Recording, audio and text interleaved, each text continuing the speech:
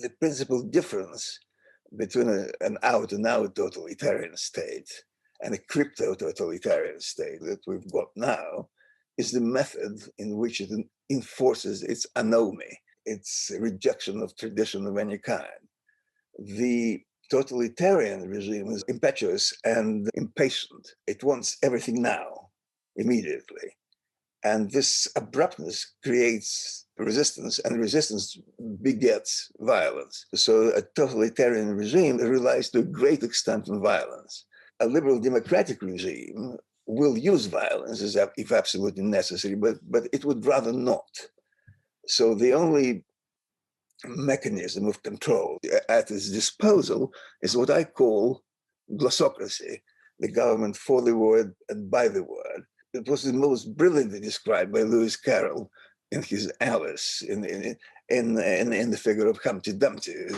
When Humpty Dumpty says, when I use a word, it means exactly what I want it to mean. And Alice says, but the question is, can words mean whatever you want them to mean? And Humpty Dumpty says, the question is, who is to be the master? That's all there is to it. So using words in a meaning that you assign to them, but not in the meaning that they actually possess, is a power mechanism. Because you say, well, I believe that this word means what I say it means, and you will bloody well understand it. Because if you don't, you'll be in trouble. Hence, we have any number of glossocratic usages which really don't mean anything at all. So that's how liberal totalitarianism exerts its power, by using glossocratic means. And that means total control of the spoken word, wherever it's spoken, on the telly, in the book, or in the classroom, in the university auditorium, anywhere. That's why students and even pupils acquire inordinate power. One telltale sign of a totalitarian regime is its courting of the young, empowering the young. You know, Trotsky said that the youth is the barometer of the nation, and the youths have not actually been able to enter the nomos yet. They are still driven mostly by testosterone or aggression, not only boys, but also girls these days. They're an ideal material, an ideal molding clay in the hands of glossocrats trying to push in a certain direction. So the totalitarian aspirations of a state or a social group are practically always realized through the young. Hence, for example, this continued drive to campaign to lower the voting age. Now, it's a physiological fact that the human brain isn't even wired properly until age 25 or so. So I would suggest that 25 would be the ideal voting age. But at first it went down to 21, then to 18. Now they're talking about 16. And before very long, it'll become 16. But there was even a chap, I believe at Cambridge, a serious academic, speaking not in jest, but seriously, saying, well, listen, why do we lower the voting age? Because the young will have to live with the consequences of their voting pattern for much longer than the old, obviously, because human life comes to an end. But if that's the case, then why not lower it even further? He suggested 6. But you see, you may think it's total idiocy, but there is some crazy logic there. If you follow that pattern of thought, well, yes, of course. I saw the film that you showed the pupils, showing with thousands of references something that no sane person would need any scientific background to know anyway. Men and women are different, and thank goodness for that. But you see, modern glossocracy isn't about thought. It's not about truth. It's not about facts. It's not even an article of faith. It's an instrument of power. It's a battering ram with which they hope to smash what's left of tradition, of nomos, of Christendom, of what I call the Westman. Vlad the Impaler. left a beautiful golden cuff bracelet in the middle of the town square as a display of his power, because he knew nobody would dare to steal it. And I think what we see these totalitarian regimes doing is putting patently absurd concepts, such as the trans women are women, in the middle of the public square, as it were, and saying who dares to challenge it. And if nobody does, then it's a display of power. The whole community is cowed. And there we see what you're talking about. Words mean whatever they want them to mean. Your comments about the youth there were, I think, especially interesting. And you mentioned that since the family was the core unit of Western society, mod men had to smash it to emerge victorious. Now, how do you think the family was smashed primarily? Plato didn't have much time for family. I mean, he essentially regarded the family as a breeding farm for society. When Christianity first appeared, Christ told his disciples to abandon their families, and not only to abandon them, but indeed to hate them and to follow him. So the family was not a key concept of Christianity until Christianity became the state religion in the Roman Empire and assumed a social role and a political role and an economic role that it neither had before nor probably had been designed to assume. And at that time, family rose to prominence because the whole idea was to preserve the tradition, the nomos, as it were. The ideal depository of that is not only ideal, but I would say the only possible depository of that is a family that passes on certain intuitive assumptions from one generation to the next. Modern society, the post-Enlightenment society, reverted back to the Hellenic contempt for the family, but without any kind of redeeming circumstances that the Greeks delivered. Since the political state of modernity is essentially in its viscera totalitarian, it cannot accept any serious competition. And serious competition clearly comes from nomos, because it's not only totalitarian, it's naturally anomic. So nomos has to be destroyed. And since the family is the ultimate depository of it, that too has to be destroyed. How it can be done? By an offensive from many different directions. One is economic, for example.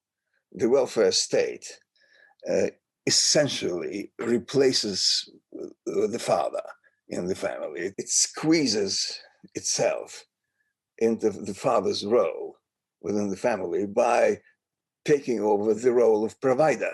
The father becomes redundant and disappears. Today, more than 50% of all children are born outside marriage. That's one way. Another way is to remove any kind of power from the parents in raising their children more and more. For example, when my son was growing up in America, I don't think they had sex education classes, but had they had them, I would have insisted on taking them out of that school because I think it's an abomination, any kind of sex education. As to teaching kindergarten babes how to use condoms and various ballistic possibilities inherent in sexual activity, I think this is just monstrous. But parents no longer have the power to resist. They can't. I mean, whenever they try, and there was a school somewhere a few months ago, mainly a Muslim school, where the parents rebelled against that sort of thing. But they were told in no uncertain terms that the decision on how to raise their children will be taken by the school, by the universal curriculum, ultimately by the state. And thank you very much for your concern, but hey, the children are ours, which is incidentally an idea beautifully explained by Marx and Engels in their Communist Manifesto, which is why, digressing a bit, I wish I had 10 quid for every time I've heard from people that communism is a beautiful idea, but unfortunately it was perverted by the Bolsheviks, by the Russians. I always say, just don't read the Das Kapital because it's unreadable and long. Just read the Communist Manifesto. It's only a few pages, very simple. Just see what it is about the ideas expressed in the Communist Manifesto that you find attractive. One of the ideas is that children be taken out of the families and raised by the state as its wards. To that effect, all Soviet children were encouraged to go to kindergartens and to creches and to young pioneer camps and all that. I thank God I bypassed all those things, but most children didn't. So that's exactly what's happening now, but without the physical act of actually yanking a child from the family and plunking him into some kind of dorm. That's yet another one is the ease with which divorces can be obtained. A divorce is a violation of the oath. And I'm speaking from experience because I've had 3 divorces in my life, so a sinner many times over, which is why traditionally divorce was discouraged. Now, for example, in the Soviet Union of my day, you could get a divorce simply by saying, yeah, I want a divorce. And within a week or two, that was it. You know, in the West, they still maintain some semblance of an obstacle. You need to state that there was either marital infidelity involved or mental or physical cruelty or separation or what have you. But still, the divorce is becoming easier and easier. Illegitimacy, for example, the term doesn't exist. You can't say that the child is illegitimate now. The glossocratic police will have you. There are any number of factors, and they all lead to the same thing, that the family loses its erstwhile significance as the core depository of tradition, of wisdom, of common sense. And all this is presented as freedom from the oppressive patriarchal structure of the family. And yet you say that no true freedom, be that of enterprise or anything else, is possible without the ultimate discipline imposed by a suprahuman authority. First, let's establish that freedom is not possible to achieve outside discipline. Because if there's no discipline attached to freedom, that becomes anarchy. And anarchy means war of all against all, really. So where can this discipline come from?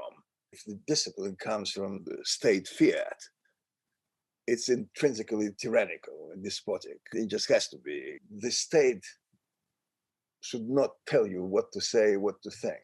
When people talk about censorship, they say censorship is bad, full stop, as if that's a uniform concept, but it's not. Proscriptive censorship says there are certain things you can't say. Prescriptive censorship says there are certain things you must say. The first one is not detrimental to culture. The second one is deadly to it. The state has to tell the writer, this is how you will write, this is what you will say. It can come from within, but from where within? Reason by itself tends not to provide sufficient discipline in most people. If you look at somebody like Nietzsche, for instance, who undeniably possessed a first-rate mind, or maybe one even above that first rate, a lot of his writing is extremely undisciplined. A lot depends on what in another book I call the metaphysical premise, meaning either you believe that everything you do is subjugated to a higher authority, or you don't.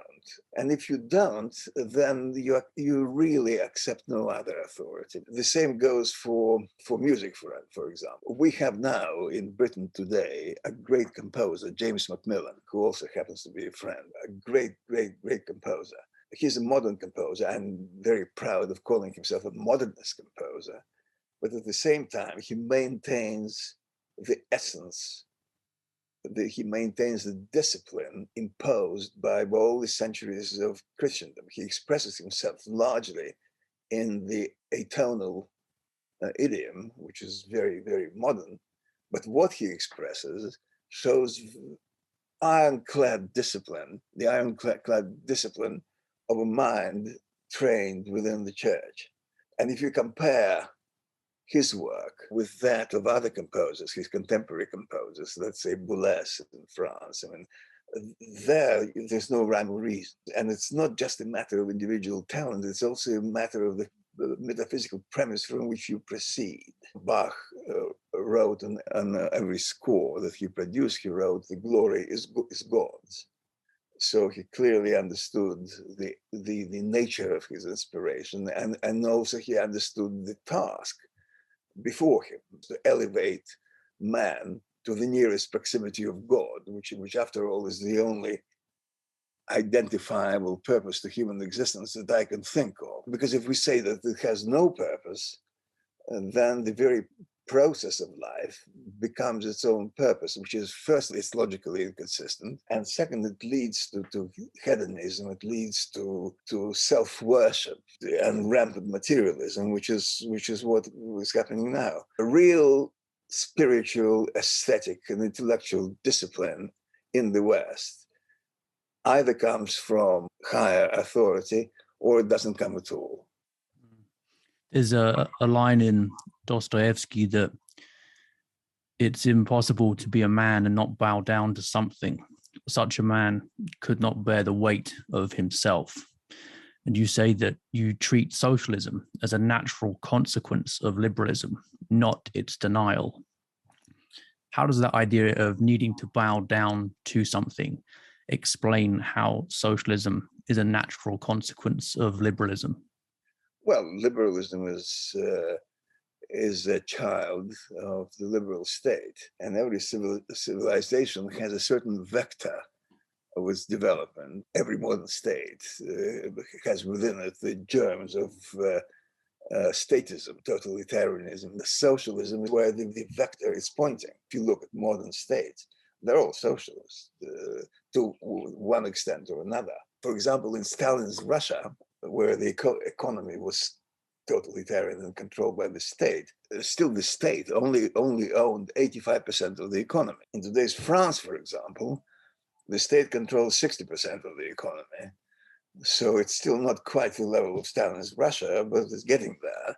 Taxation is an instrument of power, because the more of our money does the state appropriate, the more economic power does it acquire over us, which is why high taxation is absolutely de rigueur.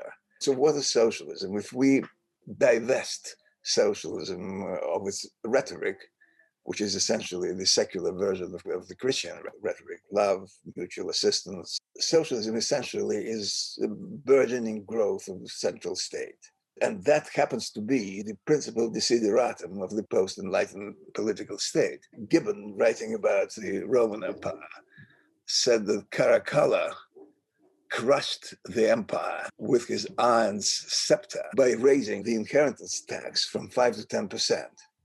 And of course, after his death, the ancient proportion was restored. Today's British government will hit you for 40% quicker than you can say socioeconomically disadvantaged. And yet nobody is talking about the contemporary British state crushing everybody under its iron scepter. We accept it. That's another thing. This glossocracy trains people to accept things that before they would have found monstrous. When the issue of the federal income tax was debated in the US Congress, I think it was 1905 or thereabouts, one congressman said, "Don't you realize that if we do this, at some time in the future, the federal income tax may be as high as 10%.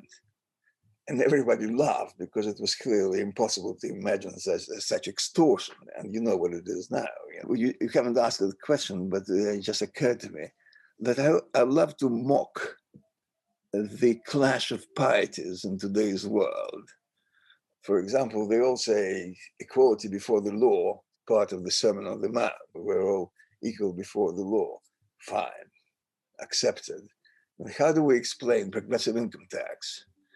How do we explain that somebody who makes a lot of money pays a higher proportion of his income in tax?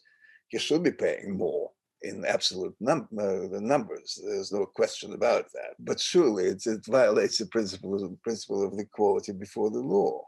Another one which I adore is a clash between feminism and other woke trends. For example, the advancement of women is seen as the ultimate virtue in modern society. So, okay, well, there was Margaret Thatcher. She was a woman. She rose to the highest political post in Britain. In America, there was Jean Kirkpatrick, who was the American ambassador to the United Nations. Well, there you have them, women. So no, they're not women. You see, they're conservative. A woman is not a sex concept, but a political one. Everything in the world is political. Another one is race, of course. There is a magnificent sociologist in the state, Thomas Sowell. He's black himself, but he's not accepted as black because he's conservative. Joe Biden encapsulated that during his campaign, his electoral campaign, addressing a black audience. He said, if you vote for Trump, you ain't black. Everything today is a political category. The points you've been making there reminded me of another comment, which is that you say the lasting impact of the Soviet Union is worse than that of Nazism, despite the emotional consensus of the West. We're seeing traces in what you described there of the lasting impact of the Soviet Union, aren't we? Definitely. Well, Nazism, by its very definition, is limited in its spread. If you believe that the German is inherently superior to anybody else, then you won't get much traction among the Hungarians, Mongols, Chinese, or anybody else. So if we accept that Nazism is National Socialism and communism is international socialism, then that factor alone suggests that it has a much greater reach.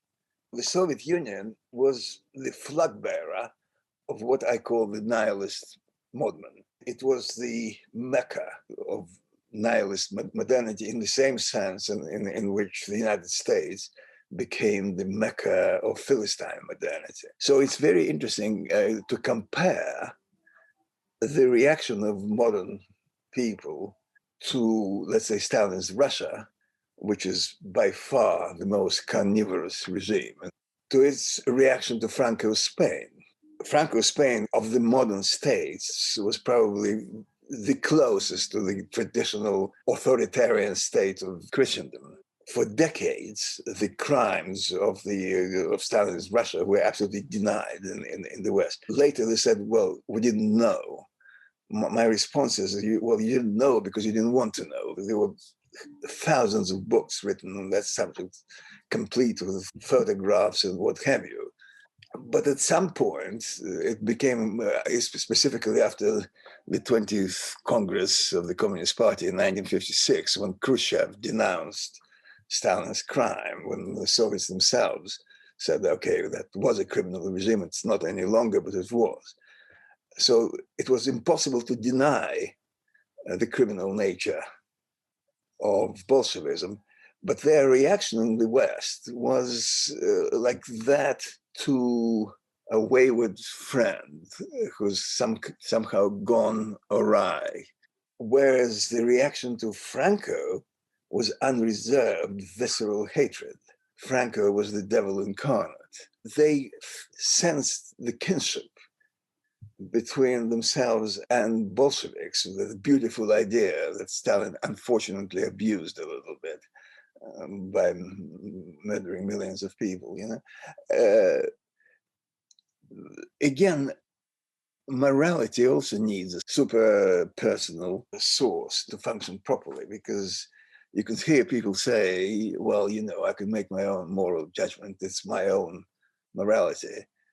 He said, yes, quite. But what if your morality is different from mine? How do we solve that dichotomy? I mean, what do we do about it? Who wins? So there's an essential need for that. And the Soviet Union provided that beacon that shone on Western liberalism and actually showed where it could expand. It's moving more and more towards Soviet-type totalitarianism. Censorship, for example, the banning of books, I mean, in the Soviet Union, there was nothing to read. There was samizdat, where people would mimeograph books and then spread them around and then go to prison for 10 years for doing that. In the West, we haven't quite come to that. But for example, Huckleberry Finn has been taken out of all American school libraries because one of the characters there is called Nigger Jim. Now, Nigger Jim is not only a positive character in the book, but he embodies Mark Twain's opposition to slavery and to racism and to all those things. The book is profoundly anti-racist, yet it's taken out of the library because he was called Nigger Jim. Well, he can't be called Afro-American Jim, can he? I mean, it's the term didn't exist there. But lots of books disappear. That's the Soviet Union or Nazi Germany. That's not England or the United States as we like to think of them. But perhaps the way we like to think of them is outdated. Maybe perhaps it no longer applies. I wonder if we're going to have book pyres, book tossed in the fire by muscular gentlemen whose chests are crisscrossed by leather thongs. It may still come to that. It's very interesting because people don't realize. There was an American book called Ideas Have Consequences.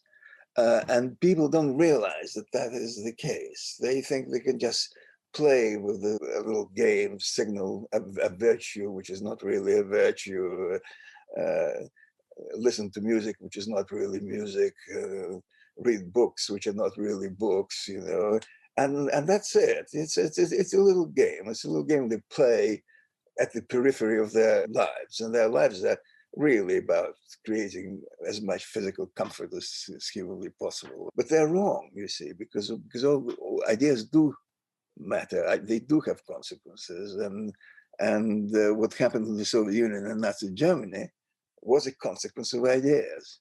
People talk about Marxism as an immediate source of the Soviet Bolshevism, but look at German Nazism. I mean, it's linked with the Romantic philosophy and the Romantic art of the 18th, 19th century. Is huge, as it is with traditional German Sylvan mythology, Earl Königs and goblins and all those things, and that attracts everybody. That sort of pagan imagery attracts today's lot. If you look at this Harry Potter thing, it's very attractive. It's this pagan temptation that goes hand in hand with the totalitarian temptation and the anomic temptation.